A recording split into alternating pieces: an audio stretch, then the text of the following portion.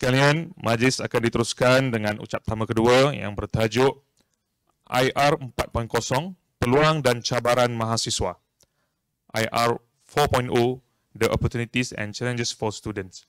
Yang akan disampaikan oleh yang berbahagia, Profesor Madya Teknologis Dr. Nurizam Safi Mat Satar, Dekan Fakulti Teknologi dan Sains Maklumat Universiti Kebangsaan Malaysia. Dengan ini, majlis mempersilakan. Assalamualaikum warahmatullahi taala wabarakatuh. Salam sejahtera, salam Universiti Buatan, salam Malaysia Madani. Okey. Terima kasihlah kerana dapat hadir pada pagi ini untuk menghadiri Skopi. Mula-mula bila terima pandangan dari sahabat saya Dr. Rozila Wati, saya dengar kopi memang kena minum kopi lah pagi-pagi kan. Siapa dah ambil mungkin ada dapat kad voucher lah yang ada. Okey, pada pagi ini mungkin kita nak lihat apa yang dinamakan sebagai peluang dan cabaran bagi para pelajar, bagi mahasiswa not only bukan sahaja di UKM atau di universiti awam atau di universiti atau institusi pengajian tinggi swasta lah. Kita berada di ledakan atau era zaman yang dinamakan selalu orang dengar kan, IR 4.0, Industrial Revolution 4.0. Apa dia yang perkara ini? Tadi kalau kita lihat Dr. Mazlan dah cerita kita dekat mana, 2.7 je, tak sampai 3 pun sebenarnya. Bayangkan, kita rasa pensyarah-pensyarah bercerita 4.0. Kemudian ada pula berkata dah pakai IR 5.0. Saya kata 4 tak sampai dah 5. Sebenarnya itu di Jepun. Kalau tak silap saya, masyarakat 5.0 yang ada. Just to share lah kan. Saya pensyarah dan mungkin kita boleh ceritalah apa yang sebenarnya. Sebab apa mungkin kita lihat peluang dan cabaran. Peluang apa? Apa dia peluang yang kita ada? Mungkin di sini saya dengar ada calon-calon HLP yang datang ni lepas ni nak jumpa dengan saya. Doktor nak jumpa sekejap. Kita tahniahlah dapat HLP. Boleh sambung master PhD. Ini sebahagian kempen saya jugalah untuk belajar masuk sini. Okey, apa dia cabaran? Mungkin cabaran yang tadi kita sebut. Disebut oleh Dr. Mazlan kan. Pagi tadi. Staf di pejabat dekan. Doktor, kami nak beli kopi. Tapi semua pakai transaction kami ada duit ringgit aja ni. Macam mana ni? Inilah dia. Kena belajar gunakan transaction yang kad dan sebagainya lah. Bayangkan kalau kita lihat berapa ramai mungkin yang kita datang hari-hari bawa cash atau pergi ATM machine atau macam mana. Cuba kita fikirkan itu antara yang kita lakukan. Mungkin kalau ingat, siapa masih ingat mungkin kita ni orang lama kan, 25 tahun dulu, 30 tahun dulu, ATM card kan, tapi sampai sekarang masih lagi bila kita pakai. Sekarang ni berapa ramai masih lagi yang beratur kan. Kalau you tengok kadang CDM tu, bukan main panjang cukup bulan kan. Kita kadang beratur kat belakang tengok, masih lagi kan, teragak-agak dia nak pakai, teragak-agak kadang kan berlaku juga. Kita boleh buat online apa saja, 24/7 by 365 days macam servers. Jadi bagi saya dan kita semua yang berada di sini skim grade F dan B dan juga sesiapa yang ada lah kita dapat lihat bagaimana ledakan era teknologi maklumat IR4 ini berlaku pada zaman kita yang ada. Jadi kita rasa okay, not bad. Kita boleh menggunakan, kita boleh mengaplikasikan. Bayangkan kalau kita mungkin kita belajar. Kalau kita belajar 20-25 tahun dulu masa saya first degree atau masa buat diploma dulu. Imagine kalau dalam kelas macam ni, kuliah, dekat mana kita duduk? Bila kita duduk kat belakang atau kat depan. Kalau sekarang pensyarah masuk je, mereka dah google lah. Oh, siapa si Hizam ni kan? Apa dia punya ini? Apa ceritanya? Dia nama je, orang dah boleh cari kita. Betul tak? Kan? Oh ini dekat mana jawatannya ni? Oh ini tadi favorite Dulu saya pun Dr. Mazlan saya pun beli eja tu favorite. Favorite kan baru dah favorite. Itu contoh, minta maaf baru tahu. Ini memang pakar IoT kita sebenarnya. Lama kenal lah. Bayangkan itu dia. Okey. Okey. Saya nak menyentuh. Ini mungkin TNC kita CIO ada berkaitan dengan trust. Kenapa kita perlu kaitkan? Kalau kita lihat di sini UKM ini Universiti Kebangsaan Malaysia, sebenarnya kita memang betul memartabatkan bahasa Melayu sebagai bahasa kebangsaan. Kalau kita lihat trust ini nombor satu, kita ada talent, bakat. Bakat yang macam mana? Mahasiswa lah kita fokus. Mahasiswa kita, pelajar kita, warga kita, tenaga kerja kita yang ada berjumlah lebih kurang 7,000 lebih, 7,200 lebih, tenaga penyelidik pensyarah 2,000 lebih, dan kalau keseluruhan UKM ni lebih kurang 30,700 pelajar. Di fakulti ini saja kita ada lebih kurang 1,500 plus minus lebih kurang 600 lebih prasiswazah, bachelor dan 700 masters dan PhD. Okey, kita lihat bakat. Bila kita ada bakat, kita juga perlu lihat kepada etika sebagai manusia, sebagai yang mungkin kita berpegang kepada ajaran Islam dan sebagainya. Kita perlu melihat bagaimana etikanya kita ada. Kemudian holistik secara keseluruhan. Kalau kita lihat secara keseluruhan yang ada, apa dia yang ada di situ? Semua boleh jelas di depan kita ada. Kemudian tu kita ada memperkasa tangkas. Ini agile. Kalau agile project management bahasa Melayunya tangkas. Dah macam bersilat bukan sungai tangkas dekat dengan kita UKM tu Dan akhir sekali kita ada jiwa, soul. Ini kalau kita lihat yang baru ni kita ada berkaitan dengan masyarakat madani kan. Kita lihat juga di bawah dia. Itu adalah 5 nilai UKM. Apa pula kaitan Dr. Izam berkaitan dengan IR4 tadi? Tapi kita perlu lihat bahawa inilah teras kita nilai-nilai yang berkaitan seperti yang disebut tadi, satu naratif baru bagaimana kita nak menjiwakan universiti ini sebagai satu universiti watan. Ada 5 kebitaraan. Apa dia?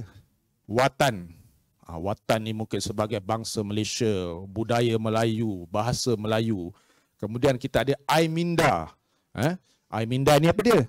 Kalau lihat di situ, inovasi berkaitan dengan IR 4.0. Atau tak payah IR 4.0 pun kita perlu ada. Dan ekosistem kita saling sokong menyokong.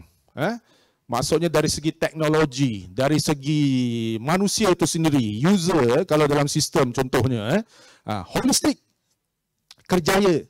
Ini kerjaya mahasiswa tadi. Kerjaya mungkin yang ada HLP tadi, nak sambung sarjana dan PhD dia. Contoh dia. Dan kena ada terap nilai-nilai murni.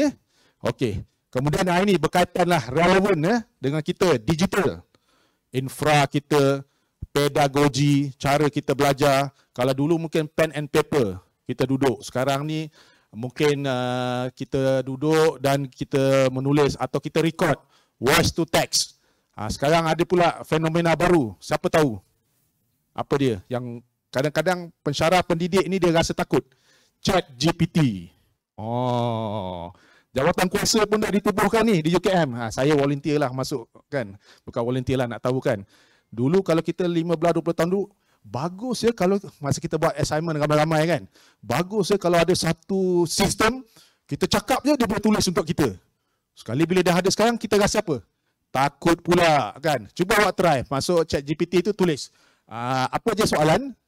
Dengan cantiknya dia boleh tarik machine learning dan sebagainya untuk apa? Mungkin bahasa Melayu. Even tengok surah daripada Al-Quran pun ada. Dia boleh buat imagine. Kita cuba test. Hari ni install, download dan tengok. Itu adalah satu fenomena. Salah satu elemen lah. Artificial intelligence ini yang kita sepatutnya sebaik mungkin kita guna pakai untuk kebaikan kita. Bukanlah kita takut sebenarnya pensyarah ni, nanti kan ada masters atau PhD student kan, dia gunakan itu untuk buat thesis dia, untuk buat paper dia, untuk buat apa Q1, Q2 dia tu, paper-paper. Ini kalau Q1, Q2, Scopus, WS ni kalau di university research kita faham lah. Yang nanti nak buat master PhD tu dia tahulah di sini. Imagine, ketakutan. Sebenarnya kita tidak perlu takut.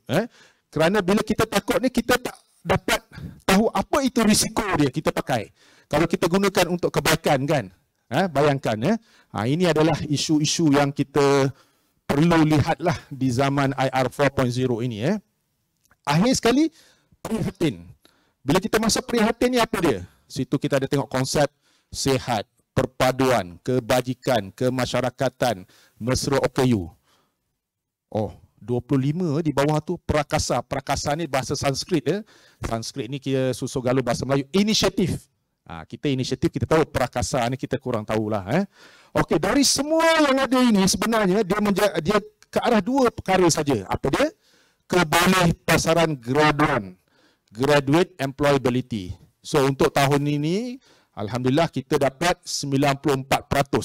94% mahasiswa yang mendapat peluang pekerjaan. Namun kita perlu lihat juga, okey, keluar kerja. Bagaimana nilai gaji atau emolument yang diterima? Adakah setimpal? Atau keluar je lah gaji 1,500 pun okey lah jadi dapat kerja. Tapi you dah spend 3 tahun di sini, you dah spend apa? Mak bapak, dan PTPTN nak bayar, HLP ke dan sebagainya, adakah setimpal dengan apa yang kita dapat? Nilai yang ada. Itu kita perlu lihat ya. Graduate employability. Kemudian universiti ini juga kita ada penjanaan pendapatan.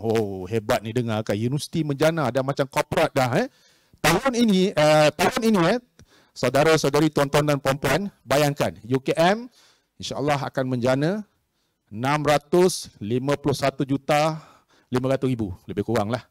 Untuk fakulti saya ni sendiri, atas batu jembala patik saya ini sendiri, dalam 8 juta lah. 8 juta dan lain-lain. Tahun sudah dalam 530 lebih juta kita buat. So, anda semua akan terfikir, kenapa dan macam mana? Bagaimana? Itulah salah satu caranya penggunaan teknologi.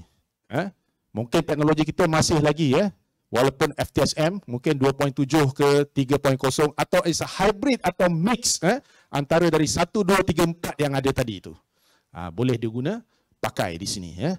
Jadi ini soalan-soalan yang saya lontarlah bagi F dan B di sini. Cerita hebat IR4. Pernah dibuat satu kajian saya tak silap MITI atau MPC kan, syarikat-syarikat.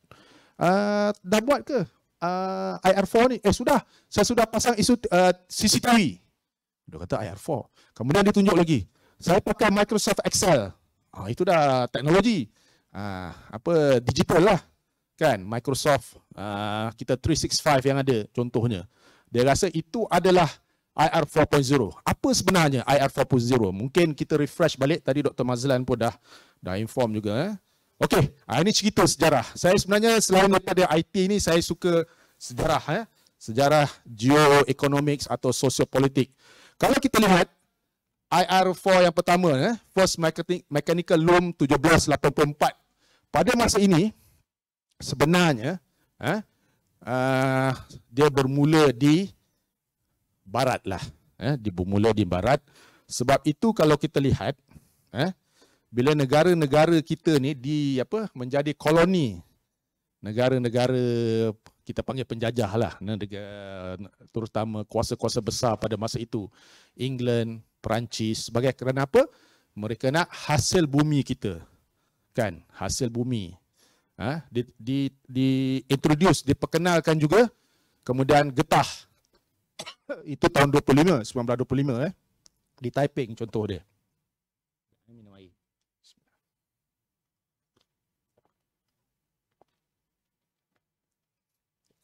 Okey. Kemudian kita ada contohnya bijih timah, terutama untuk apa? Keperluan industri di barat. Kita lihat yang kedua, Industrial Revolution, penggunaan elektrik. Ini elektrik ya. Bagaimana digunakan. Siapa pernah menonton mungkin filem kartun lah Walt Disney ni, Frozen. Siapa ada tengok Frozen? Kan anak-anak kita selalu kan, saya rasa saya menonton 2 kali tu bawa anak kan. Tak puas hati tengok, tak tengok kat internet, pergi dekat Alamanda tu, pergi tengok lagi lah kan. The starting the movie tu macam mana? Di negara I think in Scandinavian dia punya setting tu, dia pecahkan ais. Sebelum adanya peti ais, tu revolusi kedua tu, bongkar-bongkar ais ini dipecahkan, dikotakkan, diceritakan sehingga dibawa ke India. Mungkin pada masa itu teknologinya mungkin kita tak tahu, tahun 70-an, siapa tahu dulu masa bulan puasa belum ada peti ais, gergaji kan 10 sen, lepas tu ada abuk kayu. Ke tak wujud lagi kot dia all. Tahun 70-an kan. Bayangkan. Benda ni ada So, bila adanya elektrik 1886 barunya ada peti ais sekitar lah. Bayangkan. Siapa yang dapat bongkar ais tadi tu sehingga ke India, ke Calcutta sebagainya, orang-orang kaya lah. Dia boleh pecah ais daripada Nova Scotia, Canada atau daripada bawa. Berapa bulan dalam kapal kita pun tak pastilah macam mana dia boleh sampai. Adalah mungkin serbuk kayu, abuk kayu yang dia letak pada masa tu. Imagine. Selepas adanya elektrik, syarikat-syarikat yang mengeksport tadi terus pupus. Masuknya era baru. Orang dah pakai elektrik. Bila masuk Third Industrial Revolution, dia kata PLC tahun 69. Saya ingat sini siapa orang Penang mana ada? Orang Pulau Pinang. Mungkin kalau you tengok Free Trade Zone Bayan lepas dah bermula bila? 1972, 73, 74. Sehingga sekarang kan kalau kita lihat bagaimana. Kemudian kita ada Free Trade Zone dekat mana dulu? Motorola, sekarang Freescale. Di apa ni PJ lah kan. Imagine arwah bapak pun pernah kerja dulu tu dekat Motorola tu tahun 74 75. Saya pernah datanglah ke kilang. Bayangkan bagaimana impak berkaitan dengan Third Industrial Revolution. Dan kemudian kita lihat yang keempat lah. Keempat tadi mungkin juga telah dikupas oleh Dr. Mazlan, di mana keberadaan kita yang ada di sini. Mungkin dengan smart campus dan sebagainya, kita lihat penggunaan yang ada. Sebabnya bila datang sesuatu hype di teknologi ini, wow, IR 4.0, apa yang kita boleh buat? Kita di mana? Macam mana masyarakat Malaysia nak mempengaruhi, menggunakan dan sebagainya. Kita lihat, kita kena tahu dan bagaimana dia berlaku. Okey, ini dia. Kadang ada yang berkata 9, 10, 8, itu tak kira lah. Kita kata dia ada lebih kurang 9 lah. 9 elemen atau tonggak utama yang sedia ada lah. Awan. Teknologi awan. Dulu kita pelik kan. Awan. Tengok ke atas tak nampak pun servers kan. Saya ingat kalau kat Mimos awal tahun 2000 dulu kita panggil server farm. Lepas tu cloud. Dia cloud, nama cloud ni sebab kita tengok topologi network tu, dia bentuk awan tu lah. Sebab itulah dinamakan dia sebagai cloud. And then dia ada tadi IoT, internet benda-benda, internet benda bahasa Melayunya.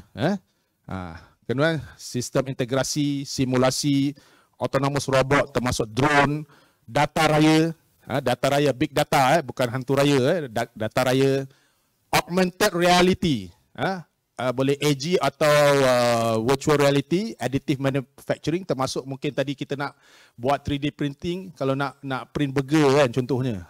Pagi nak breakfast boleh juga kan. Itu contoh. Okey. Ini dia. Mungkin bagi yang tak tahu atau ini, cuba you bayangkan at least kita ada 9 elemen yang sedia ada ini. 9 lah lebih kurang. Bagaimana teknologi berkenaan. Okey. Bagaimana kita nak memenuhi tuntutan cabaran era digital yang ada di Malaysia lah khususnya. Mungkin mahasiswa pelajar ni fikir Comprehensive National Level Strategy. you kena fikir, satu dasar di pihak mungkin sekarang ni Kementerian Komunikasi dan Digital kena lihat, atau mungkin di MITI, atau mungkin di NPC contohnya agensi yang terlibat, dan juga sokongan daripada Universiti Awam, daripada Kementerian Pengajian Tinggi. Bagaimana? Terutama relevan dengan industri 4.0. Tadi kita dah tengok apa beza IR4 dengan industri 4.0. Kemudian infra kita. Terima kasihlah hari ni kita ada daripada Telekom kan.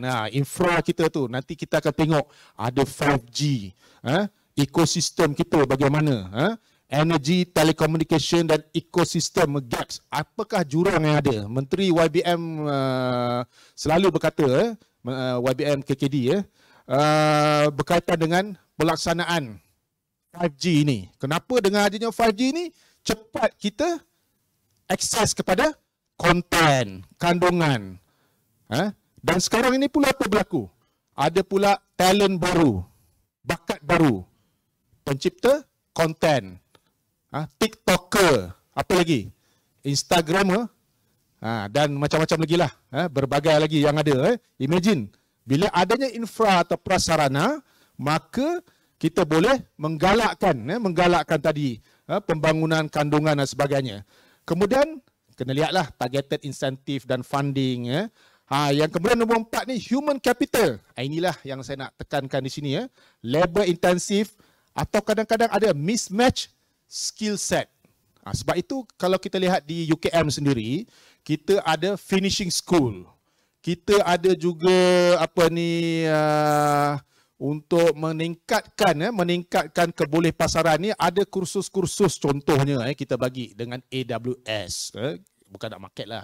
AWS kita ada dengan Microsoft dan sebagainya untuk memastikan para pelajar ini dilengkapkan dengan skill, kemahiran bila mereka keluar bergraduat di pasaran. Untuk makluman, di fakulti kita ada latihan industri dari bulan 8 bulan Ogos hingga Disember, 5 bulan, 20 minggu. 20 minggu bagi para pelajar melengkapkan. Jadi di situ kita bagi mereka ni 3 track. Nak share lah 3 track. 60% mereka pergi ke industri. 20% yang teringin nak melanjutkan pelajaran buat sarjana, mereka nak jadi penyelidik lah, buat masters. Dan yang ketiga nak menjadi usahawan digital. Usahawan digital. Bayangkan. Ada juga. So kita 60, 20, 20 yang ada. Di dalam database saya, pangkalan data ada sekitar 1,800 syarikat termasuk Telekom sendirilah. Ramai sebenarnya yang buat intern di Telekom, Petronas dan sebagainya lah. Imagine. Nombor 1 pelajar ni apa dia tanya bila dia nak pergi internship? Bila saya tanya. Pertama dia lihat, apa dia? Allowance. Dia kata allowance. Dia bagi kau berapa? 500. Sini 1,000. Maxis bagi 1,000. Telekom bagi 1,000. Itu dia. Banding. Nombor 2 tempat tinggal. Saya tanya, kenapa nak buat dekat, kenapa nak buat kat Kota Baru? Dekat dengan rumah. Tengah hari kawan nak balik, senang makan. Balik aku cakap ni kan. Contoh kadang saya selalu bila tanya, saya suspicious. Bila dia nak pergi dekat rumah Pasir Putih, kata macam mana ni? Kedai hardware. Apa yang nak buat hardware ni? Kedai hardware ni bukan hardware komputer, hardware barang-barang pertukangan ni lah. Buat rumah ni. Saya nak buat satu database. Bila check rumah, rupanya pakcik dia punya kedai. Ni lagi satu, dia akan cari company yang relevan tu, yang memudahkan dia, senang nak makan, sewa dan sebagainya. Selalu saya nasihat, please go to something like in Cyberjaya. If you need to spend, need to rental, pergi. Dan normally they'll give you a very good allowance. Allowance kadang up to 1,500. Ada few companies sehingga 2,000 lebih pun ada. In fact untuk allowance. Cyberjaya, Bangsa South atau in KL. Dulu di Menara TM. Memang kita ada hantarlah di situ. Okey. Bila nak pergi ni, yang bagusnya saya lihat pelajar FTSM, bukan nak puji lah kan. Kita kenalah juga ini kan. Majikan selalu berkata, your student akur. Bila ada apa benda baru, dia akan sanggup untuk belajar. They willing to learn. They willing to learn one thing. And secondly, cepat belajar. Cepat dia belajar. Yelah, yang masuk sini dalam 200-250 orang tu masuk SPM dulu, apa 9A, 10A. Saya betul diploma tu up to 3.75. Saya tengok 3.8. Imagine ya. So cuma isu kerisauan, mungkin kita nak buat semakan kursus dan sebagainya, dan kita ada melantiklah industrial panel dari industri menilai dalaman kursus-kursus yang ada. Masih kadang-kadang ada mismatch yang ada. Saya ada 5 minit lagi tu, nampak tu. Slide macam banyak lagi. Lecturer ni dia banyak menceceh kan, tapi dia punya input tak ada. High initial investment. Inilah yang kita lihat pada investment, mungkin nanti smart campus dan sebagainya, dan kita lihat juga ada lack of standards and technology. Okay, impact of globalisasi. Semalam saya hadir satu event dengan friends and share lah Stratec. The Stratec dah 25 tahun dengan friends ni daripada Scandinavian countries. So dia nak mengambil pelajar kita sama ada bekerja remote di Malaysia, dan juga atau nak pergilah ke negara-negara Scandinavian tu, dipersilakan. Kerana kata dia, kami telah menamatkan kerja 65,000 programmers dan developer Russian kerana mereka sokong Ukraine. Kena tahu ni sosial politik dunia juga. Kenapa? So dia memerlukan. Saya kata bagus juga peluang kan. So dari FTSM dan FEP boleh hadirlah. Ada test, ada ujian ya kalau nak jadi programmers mereka. Okey. Ini dia impak dia. Pertama sekali, impak terhadap bisnes dan pekerjaan. Jangkaan customer. So macam mana? Saya kalau kadang-kadang pergi restoran Jepun yang ada apa dia? Macam mana masuk yang kedai sushi tu? Kena scan. Kadang saya kata, cik, tak boleh scan lah, bateri saya dah habis. Saja nak order secara physical. So it depends on you. Kadang-kadang orang suka kan, kita scan untuk tengok the menu. Expectation kita. And juga bila kita shopping dekat Shopee. Tak puas hati boleh tukar barang kan. So that is a customer expectation. Dan again, data. Ini tadi data ni boleh juga melibat sampai apa? Menjadi wisdom atau hikmah. Hikmah atau wisdom yang ada lah untuk data ni sendiri. Data ni sangat penting lah. Ketiga, partnership yang kita ada sekarang ni. Cuba lihat ya. Terima kasihlah kepada penaja-penaja yang ada. Itu contoh new partnership jugalah secara scale yang kecil. Tapi kita boleh perbesarkan lagi bersama dengan UKM ini sendiri. Nombor 4, berkaitan digital economy. Yang saya sebut tadi, ada TikTokers, ada content provider, ada buat game designer dan sebagainya. Yang main PUBG. Siapa main Mobile Legends sini yang tak tidur sampai pagi? Student lah. Saya ingat bukan student, dekat sini pun ramai juga kan. Contohnya berkaitan. Dan you belilah pedang dia lah, dia punya shield dan sebagainya, penjanaan. Kenapa tak buatlah jual dalam tu pakaian Melayu, tengkolok ke, keris ke? Boleh kan? Buat satu game sendiri contohnya dalam digital economy yang ada. Okey, ini dia impact di Asia. Jadi kalau kita lihat di sini, terdapat berbagai percentage yang ada lah.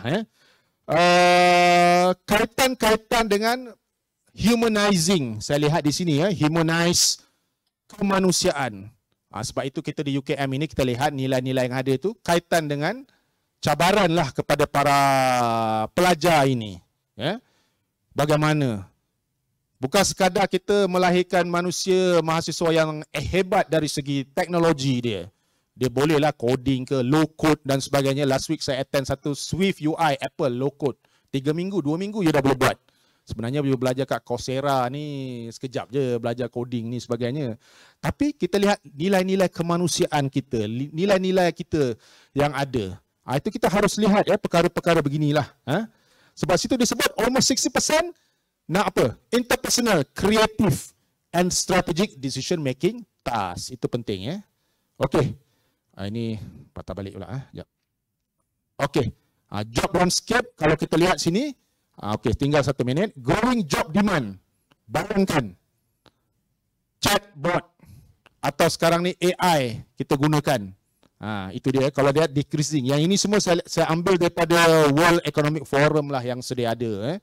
Bermakna perubahan kita sebagai skim F dan B ini kita harus peka dengan teknologi ada. Ada masa belajarlah. Cari peluang untuk kita belajar. Okey, ini dia daripada PwC and Guild. AI will affect the job market sehingga 2037. Banyak Health and social work up to the manufacturing lah. Mungkin robotic arm dan sebagainya kita boleh guna. Okey. Okey, target yang ada. Declining, apa dia? Manual, apa tu? Dexterity, endurance and precision. Contohnya, untuk gunakan robotic arm, gunakan mungkin dalam apa ni, metaverse contohnya. Kita berada di satu alam yang lain, guna extended VR dan AR yang ada. Bayangkan, peluang-peluang tu ada. Kalau nak lebih lanjut, bolehlah sambung belajar di FTSM ke, micro credential dan sebagainya, kita ada. Okey, kesimpulan. Kesimpulan digital disruption atau bahasa Melayunya, teknologi pengganggu, bukan makhluk halus mengganggu, happening every single day. Bayangkan, so we need what? Again, our core values, ethical principles dalam teras tadi, bayangkan, dan Malaysian identity yang sekarang diterapkan Malaysia Madani, as we embrace 2.7 lah, or fourth industrial revolution yang ada. Innovation di antara Malaysian University is key competitive factors untuk transformasi. Dan akhir sekali, sebagai universiti watan atau semua universiti awam dan swasta atau institusi pengajian tinggi, kita haruslah exploit peluang-peluang yang ada, yang dibawa oleh teknologi ini dengan penuh tanggungjawab dan hikmah. Dan juga adanya kepimpinan leadership digital lah di institusi berkenaan. Jadi ini dia macam top down juga untuk para pelajar melihat apakah peluang dan apakah cabaran yang dihadapi. Jadi untuk itu, sekian, terima kasih. Assalamualaikum warahmatullahi taala wabarakatuh. Begitulah tadi ucap tama kedua yang disampaikan oleh yang berbahagia Profesor Madya Teknologis Dr. Nur Hizam Safi'i Muhammad Sattar, Dekan Fakulti Teknologi dan Sains Maklumat. Baiklah,